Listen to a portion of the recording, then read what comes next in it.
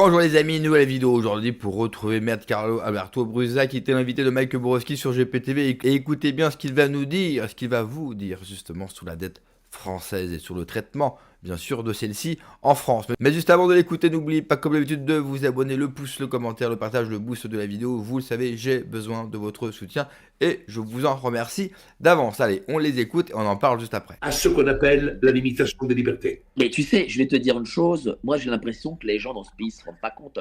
Tu as parlé tout à l'heure de l'Angleterre. Au moins en Angleterre, il y a des remous. Les gens essayent de s'organiser, ils manifestent, ils montrent leur mécontentement.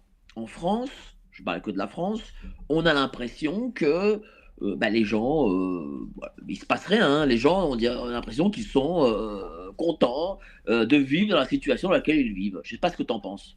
Cher ami, tu sais que les 3 000 milliards de dettes, les plus de 3 000 milliards de dettes, ce sont les 3 000 milliards qu'on a utilisés depuis des années comme amortisseurs sociaux pour éviter que les gens descendent dans la rue. Quand il y a des manifs de protestation économique, ce ne sont pas les chômeurs qui viennent remplir les rangs dans les manifs, ce sont les travailleurs, les gens qui travaillent. Ça veut dire tout simplement que le système, la social-démocratie, c'est donner une maison à tout le monde, vous n'aurez plus de révolution. Quand tu prends la situation d'un pays comme la France, qui est un pays dans lequel moi je discute avec des politiques, je vais taire les noms des gens que je rencontre, avec qui j'ai une discussion, mais ils disent eux-mêmes, mais Carlo Brusa, la France c'est un des pays dans lequel on vit mieux en toute l'Europe. Le niveau de vie, le nombre de millions de voitures qui se déplacent pour le week-end de Noël, c'est unique en Europe. C'est unique en Europe. C'est simplement de voyageurs, de gens qui partent à week-end, de gens qui vont au ski. C'est-à-dire que la réalité, c'est que nous avons bien sûr 10 millions de pauvres, 10 millions de paupérisation, de gens qui ont du mal, mais ces gens-là, ce sont les blaireaux qui sont en dehors de l'enceinte du château et qui attendent qu'on leur jette la pomme de terre. C'est tout.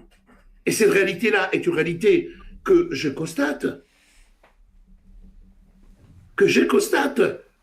Mais ces 10 millions de personnes ont des amortisseurs sociaux. C'est-à-dire qu'en réalité, on a fixé à 800 € le critère, et 800 € suffit avec les aides, etc., de pouvoir tenir le coup. Donc ils sont des pauvres, ils ne partiront pas peut-être en vacances, mais ils ne sont pas morts de faim. Aujourd'hui, le mort de faim, c'est quelqu'un qui a un salaire, qui paye des impôts, qui ne peut pas avoir des aides, et qui a du mal à terminer le mois. C'est-à-dire que nous avons aujourd'hui quand même tout en 10 millions, 15 millions de personnes. Quand vous prenez les agriculteurs,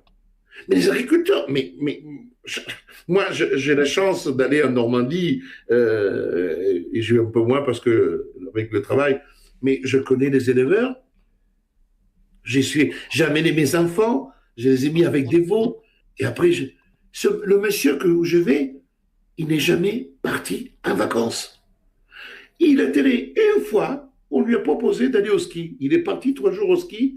Au 4e jour, il a dû rentrer au village parce que les vaches, c'était son cousin qui tenait le cheptel, et il se bourrait tellement la gueule que tous les vaches étaient dans le village. Et depuis lors, il n'a plus pris de vacances. Et il sort. Il me dit, mais Carlo, moi, quand j'arrive à sortir 1 000 € à la fin du mois, c'est parce que nous faisons nos fromages, j'ai la basse-cour, etc. Mais si j'arrive à faire 1 000 €, c'est déjà beaucoup. C'est énorme. Et le mec, tu as totalement raison, hein, tu sais. Regarde, j'ai fait un reportage, je ne sais pas si tu l'as vu, sur GPTV Investigation, et j'invite les gens à aller sur GPTV Investigation, où on a marché avec mon caméraman de Panthéon jusqu'à Porte-Maillot.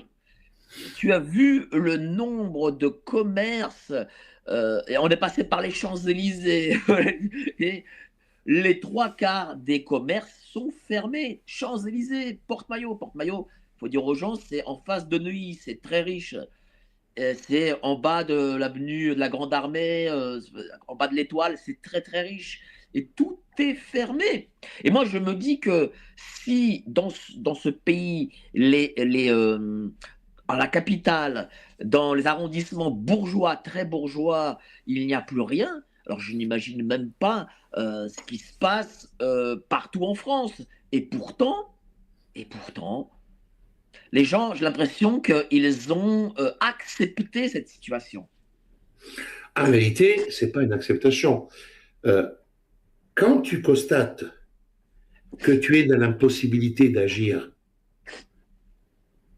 ce n'est pas accepté. Impossibilité d'agir, ce n'est pas la même chose. Parce que quand tu discutes avec les gens te disent qu'ils ne sont pas d'accord avec ce qui est en train de se passer dans ce pays. Mais le système de la Ve République est un système gangrené.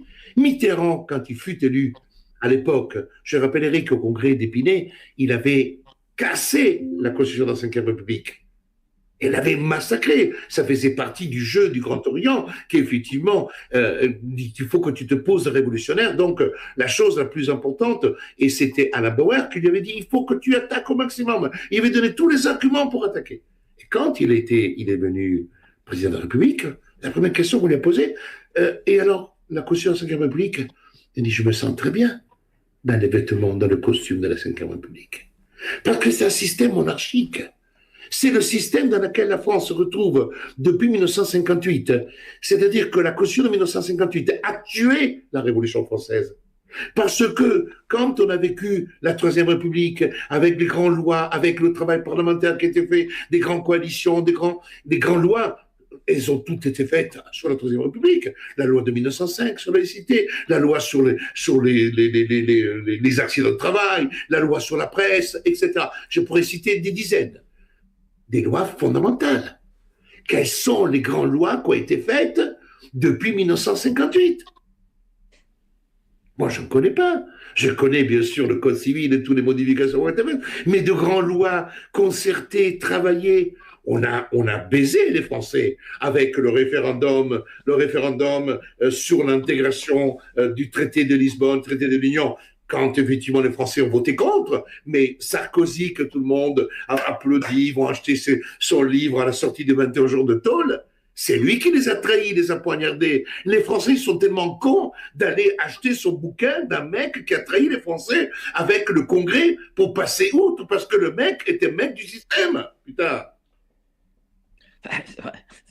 Il a vendu 200 000 livres, hein, mine de rien. Il faut être con. Excuse-moi, tu sais qu'il y a des gens, tu sais qu'il y a des gens qui ont envoyé des dons à Nicolas Sarkozy, alors qu'on a appris que Nicolas Sarkozy, il l'a dit au juge, a gagné en 2024 10 millions d'euros et en 2023 5 millions d'euros. Et pourtant, il y a des gens qui gagnent 1200, 1500, 2000 euros qui lui ont fait des dons.